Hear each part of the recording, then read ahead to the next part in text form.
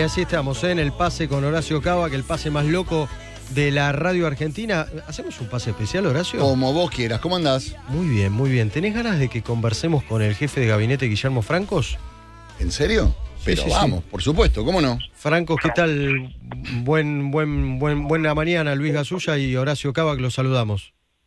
¿Qué tal? Buen día, ¿cómo están, Luis? Horacio, gusto. Muchas gracias por conversar con nosotros, Guillermo. No, por favor. Bueno, empecemos. Arranca, Horacio, Dale. todo tuyo. Yo le quería preguntar cómo imagina la semana que viene la discusión en el Parlamento por el respaldo o no al veto presidencial. Bueno, supongo que va a ser una discusión intensa, porque, bueno, cuando los dirigentes políticos, los representantes en este caso, se ponen a discutir y analizar, piensan en los fundamentos de lo que se discute, piensan también en la opinión pública, piensan en la marcha, en los carteles, en quienes están, quienes estuvieron presentes. Entonces analizan un montón de cosas. Yo supongo que eso va a dar lugar a mucho debate interno en cada uno de los sectores, ¿no? Por supuesto. No puedo predecir cómo va a salir ese debate. Supongo que habrá algunos que estarán de acuerdo con la actitud del Poder Ejecutivo de vetar la ley, por razones que hemos aclarado ya y las podemos volver a conversar sin ningún problema, y hay otros que no van a estar de acuerdo, que creerán que la expresión de los sectores políticos y sindicales que se manifestaron por la realidad, no por la educación pública, ¿no? Porque el tema no es la educación pública, sino el tema es el financiamiento universitario, que son dos cosas totalmente diferentes, ¿no? La discusión, por eso, tal vez lo que haya que hacer en este momento es reflexionar un poco más sobre qué es lo que estamos debatiendo, ¿no? Hoy conversamos con varios diputados del PRO, una de ellas, y dijo que va a respaldar a Javier Milei y negó que el bloque del PRO tenga definida una decisión contrariando al presidente de la Nación con el veto. Así que imagino que están en negociaciones o están en conversaciones, o esto recién empieza. Sí, a ver, yo creo que va a haber mucha discusión, mucho debate sobre esto. Nosotros, por supuesto, trataremos de convencer de cuáles son los motivos y sobre todo esta discusión, me parece, ¿no? Que es, ¿qué estamos discutiendo aquí? ¿Estamos discutiendo la educación pública? No estamos discutiendo la educación pública, porque nadie está en contra de la educación pública. Lo que estamos discutiendo es un tema presupuestario, es decir, de dónde se asignan recursos, de dónde salen el financiamiento de esos recursos. Este es el tema fundamental. Para la universidad, no para la educación pública, para la universidad pública, ¿sí? Entonces son cosas distintas. La educación pública es aquella que planteaba hace más de un siglo y medio Sarmiento, ¿no? Cuando generó la alfabetización de nuestro país a partir de de intensificar la educación primaria y secundaria, con todo ese plan de traer los docentes, ¿se acuerdan ustedes? Estadounidenses, la maestra estadounidense, del programa que había tomado en su paso por los Estados Unidos, etcétera. Digamos, y eso era preocuparse por la educación pública, por alfabetizar al país, y eso dio resultados espectaculares. Lamentablemente, después la educación pública decayó en la Argentina, al punto que este año, este gobierno que está tan cuestionado en esa marcha con tantos intereses políticos de hace 2 días, este gobierno cuestionado porque supuestamente no defiende la educación pública, según esos manifestantes, fue el gobierno que estableció, junto con los ministros de Educación de todas las provincias, un plan nacional de alfabetización nuevo, al estilo de Sarmiento, más de 160 años después, y un plan de capacitación de docentes para llevar adelante ese plan de alfabetización. O sea, que vaya si este gobierno está preocupado por la educación pública. Ahora, si vamos a hablar de financiamiento de las universidades, hablemoslo seriamente. Veamos, a ver, ¿cuántos son los recursos que tienen las universidades hoy? ¿Cómo se gastan esos recursos? ¿Quién audita a las universidades? ¿Cómo se las audita? ¿Por qué desde el año 18, por ejemplo, la universidad más grande del país, la UBA, no tiene auditorías de parte de la Auditoría General de la Nación. Bueno, estos son, me parece, que los temas que tendríamos que discutir. Y después, estos recursos que se pretenden asignar para el funcionamiento de las universidades y para los salarios docentes, a ver, ¿cuántos son? ¿De dónde surgen? ¿Qué impuestos se van a poner para pagarlos?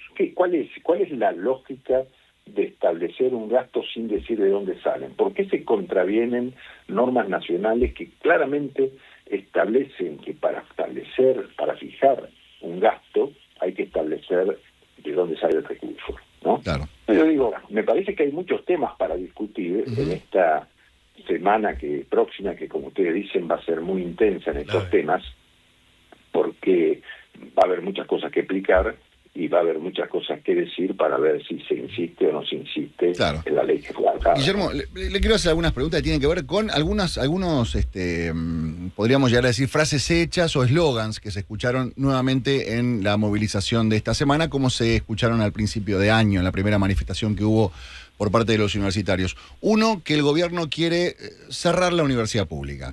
Dos, que la quiere privatizar. Tres, que la está desfinanciando. ¿Cuáles son, brevemente, tres respuestas para esos tres eslogans? Son las tres mentiras. Son tres mentiras. Ni el gobierno pretende cerrar la universidad pública, ni pretende desfinanciarla. ¿Y cuál era la otra? Perdón, se me pasó la otra hora, pero... Privatizarla, que quieren privatizar la privatizarla. educación. Ahí no, tampoco pretende privatizar, no, son frases hechas, eslóganes que no tienen, carentes de todo sentido, ¿no? Lo que el gobierno trata de hacer es ejercer con mucha responsabilidad el poder que le ha sido delegado por el pueblo argentino, ¿no? Entonces digo, bueno, el gobierno maneja los recursos del Estado Nacional y decide cómo se invierten y cuáles son las prioridades. Lo estableció, el presidente lo dijo con toda claridad el 10 de diciembre del año pasado cuando asumió el gobierno, dijo, ¿se acuerdan la famosa frase no hay plata? Y dijo, lo que hay lo voy a dedicar a mantener los servicios esenciales del Estado y asistir a los más desposeídos de la sociedad. Eso dijo el presidente. Claro. Guillermo, Entonces, sí. la otra tiene que ver con qué estamos discutiendo cuando estamos discutiendo. Nosotros tenemos la sensación, por lo menos lo que venimos conversando en la radio, que este es un debate que se simplifica, que se soluciona muy rápido. Se sientan dos personas con dos planillas Excel y comparten datos. Esta es la que estamos poniendo, esta es la que estamos gastando. En esto estamos gastando, esto es lo que estamos transfiriendo. ¿Por qué no se da ese debate con datos en la mesa?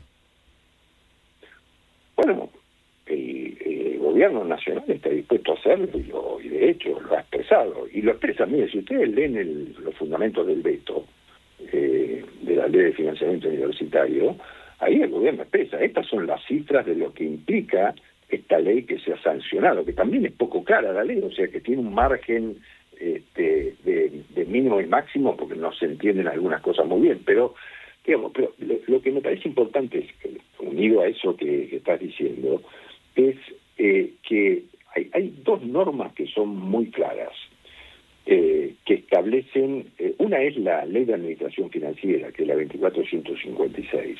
Esa ley dice con toda claridad que toda norma, toda ley que autorice gastos que no estén previstos en el presupuesto deberá especificar la fuente de los recursos a utilizar para su financiamiento. O sea, esta ley no cumple con ese requisito y por lo tanto nunca debió ser sancionada.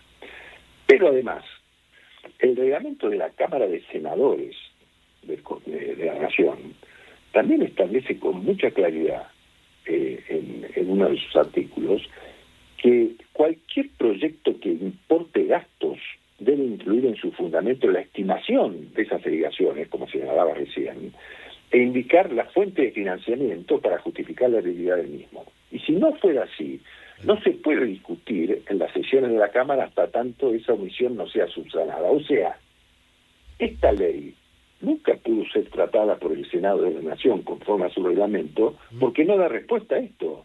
No dice de dónde salen los recursos, no dice ni cuántos son los recursos que se necesitan ni de dónde salen. Claro. Entonces digo, me parece que hay que empezar por cumplir las propias normas, o sea, sancionar una ley. Cuando se sanciona una ley hay que tener la responsabilidad de hacerlo de acuerdo con las normas que ellos mismos se han dado, ¿no? A mí me parece que la ley de financiamiento universitario es una ley con un sentido político muy claro, pero que de ninguna manera cumple con las exigencias que establece la normativa vigente, ¿no? No sé si será por esto, si será por lo de los jubilados, pero lo que coinciden muchos encuestadores es que la imagen del gobierno y de Javier Milei ha descendido algunos puntos. ¿A usted como jefe de gabinete le preocupa este dato? No me preocupa. O sea, por supuesto que uno mira todos esos datos y trata de percibir cuál es el estado de la opinión pública, ¿no? Pero nosotros somos conscientes que en el periodo de gobierno, cuando uno tiene que tomar medidas que por ahí impactan negativamente en la población para llegar a obtener después un buen resultado, y bueno, obviamente la imagen tiene ciclos de altas y bajas. Ahora, también tenemos que ver que, yo diría dos cosas, miren, hay varios elementos a tener en cuenta. Uno es que cuando un presidente tiene un objetivo claro y una decisión clara hacia dónde va, los mercados, que son los que en definitiva después generan la actividad económica, reaccionan favorablemente. Entonces, cuando el presidente vetó la ley de financiamiento de las universidades, pese al reclamo de sectores políticos y la marcha, etcétera, bajó el riesgo país, subieron los bonos argentinos, subieron las acciones argentinas en el mundo. O sea, se quiere decir que el mundo económico ve que hay un presidente que tiene firmeza en la toma de decisiones y que quiere solucionar los temas económicos del país. Y después, cuando uno ve, por eso, por supuesto que cuando el objetivo del gobierno es bajar la inflación, porque es uno de los cánceres que tiene nuestra economía, entonces cuando uno ve que bajó la inflación del 26% de diciembre, 16% de noviembre, 26% de diciembre, 25%, como algo, y la bajó al 4% estos últimos 2 meses, y que ahora este mes, esperemos, según todas las consultoras privadas que estudian la inflación, dice que va a estar alrededor del 3, algo. Bueno, si sigue bajando, eso después también genera una reacción positiva en la visión de la gente, en la imagen, etcétera. Pero le quiero decir con absoluta claridad, el presidente no está preocupado, él está dispuesto a perder puntos de su imagen para conseguir los objetivos del gobierno, que es dominar la inflación, mantener el equilibrio fiscal y solucionar los problemas de la macroeconomía argentina que permitan el crecimiento futuro y la mejora futura de los argentinos, ¿no? Estamos hablando con Guillermo Francos, que es jefe de gabinete de la Nación. Guillermo, uno de los temas importantes que se viene debatiendo desde que la economía de las universidades empieza a ser noticia tiene que ver con los extranjeros en las universidades. Algunos dicen, no, son solo el 4%, otros dicen, pará, porque en medicina son el 30%. Y trasciende, según lo que estaba viendo en La Nación, que el gobierno va a reglamentar el arancelamiento a extranjeros en universidades. ¿Usted nos puede adelantar algo con respecto a esto? No, sí que está en análisis el tema, probablemente se haga una propuesta sobre estos temas. Sí, yo creo que, a ver, yo no de ninguna manera esto es atentar con este espíritu abierto que ha tenido siempre la Argentina con el mundo y en particular con los países latinoamericanos, pero bueno, no son siempre las mismas circunstancias las que vive el país. Todo es muy distinto, un país rico con enormes posibilidades que se ha brindado al mundo y ha abierto sus fronteras para que mucha gente venga a desarrollar aquí sus actividades, a estudiar, etcétera. Pero cuando el país está viviendo una situación económica compleja y no puede darle a los propios nacionales cumplirle o asistirle en todas sus necesidades, no parece justo que seamos abiertos con todo el mundo de la misma manera. Entonces, el que venga a estudiar, como le pasa a los argentinos, ¿cuántas veces hemos escuchado que van a Argentina, a otro país, a Bolivia, y tienen problemas de salud y no los atienden, sí, o les cobran? Claro. ¿No? Y acá Perdón. nosotros somos hiper generosos, Sí. aún viviendo una situación económica tan difícil como la que Claro. vivimos. Entonces, ¿Y esto, ¿qué puede pasar? Sí. Sí, puede pasar. Puede pasar. Y esto que estamos analizando con respecto a universidad, y usted planteaba también qué pasa con respecto a salud, ¿se puede ampliar a salud en algún momento, ya que hay algunas provincias que están llevando adelante políticas de estas características? Lo he visto que eso ha pasado en algunas provincias del norte sobre todo, y a mí me parece justo. Yo creo que, porque si no, también es cierto que se aprovechan de nosotros, ¿no? Hemos visto en los últimos tiempos todos estos casos. Es cierto que la salud es más provincial que nacional, ¿no? Pero hemos visto muchas veces que hay hasta tours médicos que se organizan afuera para venir a atenderse en hospitales argentinos, a tener a asistir en partos, en nacimiento aquí en la Argentina, porque todo es gratis, ¿no? Entonces, esas cosas también tenemos que ser conscientes de cómo manejamos con racionalidad los recursos propios. Esto no de ninguna manera significa ser xenófobo, sino significa ser justo con nuestros compatriotas de la misma manera que hacen otros países, ¿no? Nos preocupamos nosotros por todo, somos abiertos, pero primero nos preocupamos por los argentinos, ¿no? Francos, le hago la última, por lo menos de mi parte, y le agradecemos estos minutos, este tiempo. ¿Le sorprendió la aparición de figuras políticas como Cristina, Sergio Massa, Larreta? Sobre todo me centro en Cristina en la marcha del otro día y después en la aparición en la matanza de Cristina Fernández de Kirchner. ¿Se anticipó la campaña política? ¿Ustedes se van a sentir más cómodos compitiendo contra una Cristina candidata? No, bueno, eso tendrá que decidir el kirchnerismo, el peronismo, no sé quién es, la verdad. Y hoy parece el kirchnerismo, ¿no? Ese sector de la oposición, no sé quién lo decide, es complejo, ¿no? Un partido que tiene una historia tan dinámica que, bueno, hoy están discutiendo algunos sectores tradicionales el liderazgo contra el cristinismo, kirchnerismo, la Cámpora, Kicillof, eso, hay tantos ahí en el medio que es muy difícil identificar quién es. Claramente, según las encuestas a las que ustedes hacían referencia recién, la ponen a Cristina como la dirigente que, más allá de tener más imagen negativa que positiva, pero es la dirigente que tiene mayor imagen o más reconocida como liderazgo dentro de ese sector, ¿no? Así que no sé, yo la verdad que no sé con quién tendremos que competir, pero nosotros estamos dispuestos a competir con el que sea y a debatir nuestras posiciones con quien sea y a sostener la política que venimos llevando y sostener cualquier debate con cualquiera. No tenemos problema en eso, ¿no? Y después lo verá los resultados, ¿no? Verá cómo terminó el gobierno de Cristina, el último, de Alberto Fernández y Cristina Kirchner, con qué niveles de inflación, de actividad económica, cómo estuvo subsidiada la economía, cómo se generó todo este desastre, cómo fue que teníamos la cantidad de LELIQs que estaban generando una deuda, ¿no?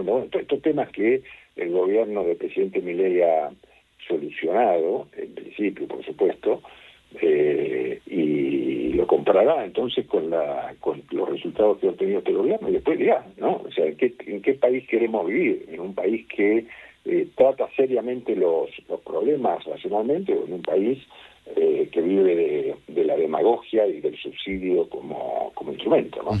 Guillermo, mi última pregunta tiene que ver con lo que se va a tratar la semana que viene, que es si se ratifica o no el veto a la ley de presupuesto universitario. Cuando se tocó el tema del veto de la ley de jubilaciones, del financiamiento de las jubilaciones, hubo un grupo de diputados que reconocieron que se habían comprometido con el equilibrio fiscal, que no se estaba celebrando nada en la cena que hubo en la Quinta de Olivos, sino que era una ratificación a, podríamos ya decir, esta política de Estado del equilibrio fiscal. Esos legisladores, esos 87, ¿no?, que votaron a favor de mantener el equilibrio fiscal, ¿van a ratificar este compromiso con el mantener el equilibrio del equilibrio fiscal con respecto a la ley universitaria, o esto es otra cosa? ¿O acá puede ser que se pongan flexibles con el equilibrio fiscal?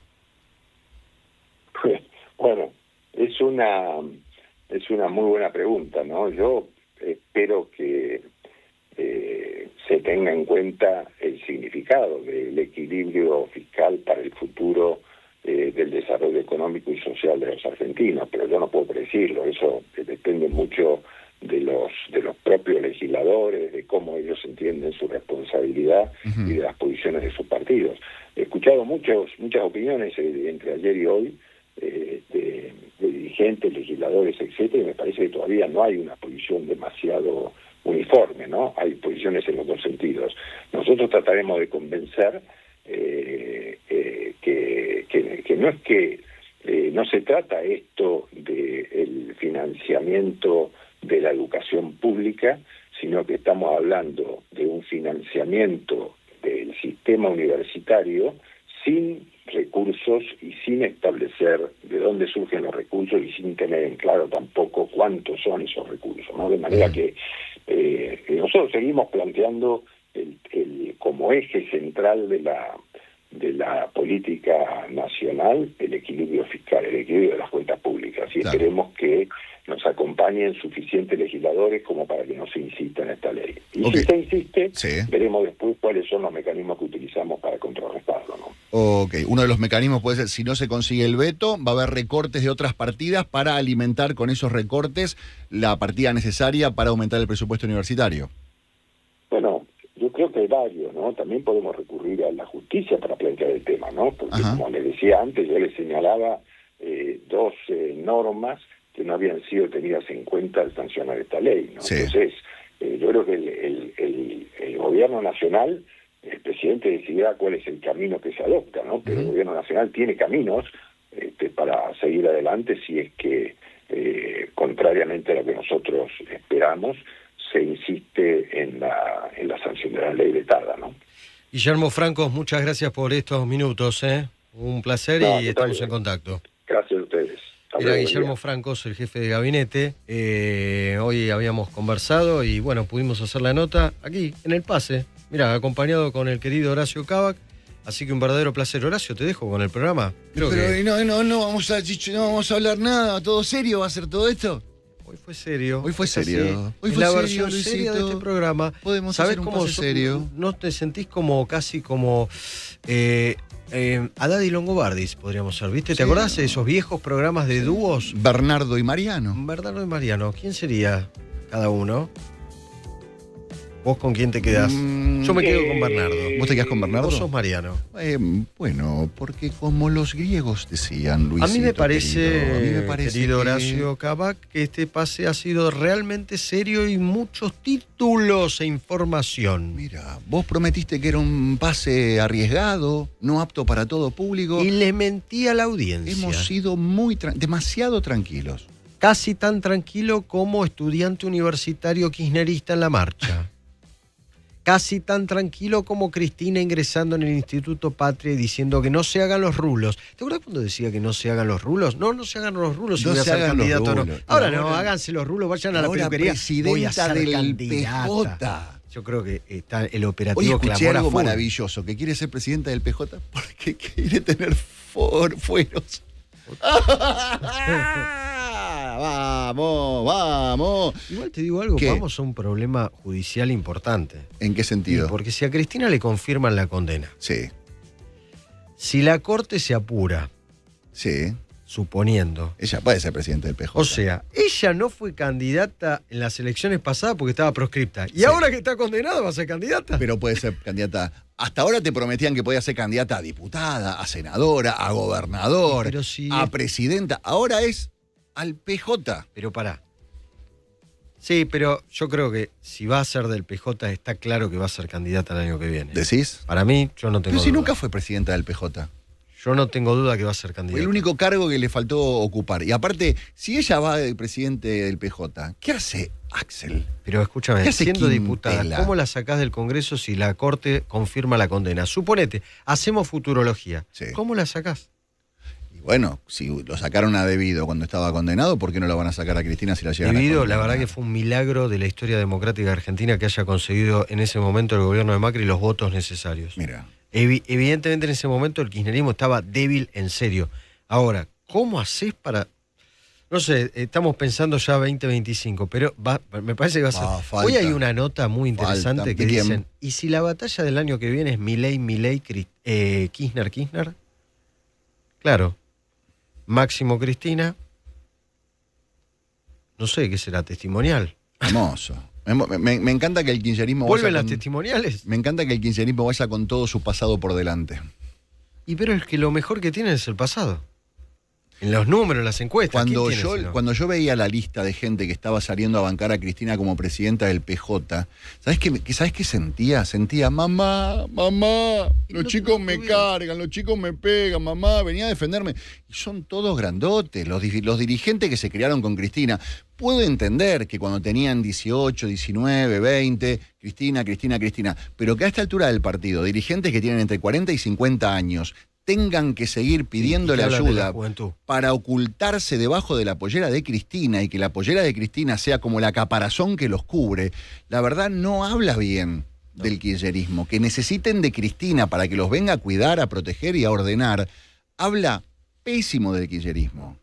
Horacio, volvamos al pase serio y Por favor, de un viernes Bernardo. En el que somos académicos. Muy bien. Filosóficamente, Sí. coincido con el gobernador democrático de la República de La Rioja. ¿Qué dice? Necesitamos sociólogos para analizar la cabeza de Milei. No sé cómo son sociólogos, sino psicólogos. Sí. Pidió sociólogos. Bueno, ¿sabés qué? Parafraseando al pensador Pablo Moyano, probablemente haya querido regalarnos una inolvidable frase metabólica. Qué metabolismo que tenés, Horacio. Metabólico. Por eso hoy tardaste en el pase, porque estabas con tu metabolismo en el baño. No, estaba con mi sociólogo hablando sobre las frases metabólicas. ¿Tu y las sociólogo es fake Gasparini? news, y cómo te piden explicaciones a un chiste gráfico. Con esto creo que es hora de que me vaya a mi casa. Muchísimas gracias. Un abrazo cordial, buen fin de semana. Te veo en la abrazo feria Leer y fraterno. Comer. Mañana estaré aquí. Sobre todo iré a leer. Y a comer también. Bueno. Gracias, Luisito. 1, 2, 1, 2.